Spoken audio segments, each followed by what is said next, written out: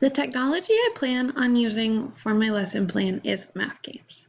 Math games is a fun interactive way for students to learn different math skills.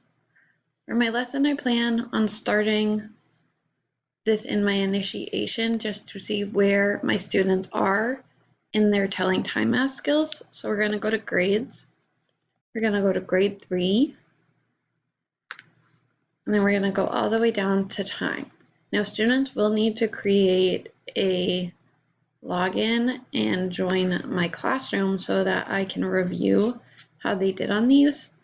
But we're going to start out by just doing this reading clock. Now, to use this app, you do need to watch a short ad. So I will have kids go on, watch the ad, and then play the little game about reading the clock.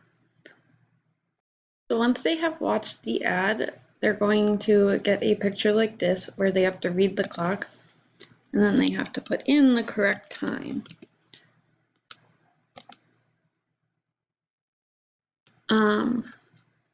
This will be helpful just to see like where students are in reading time, and then for the rest of my lesson to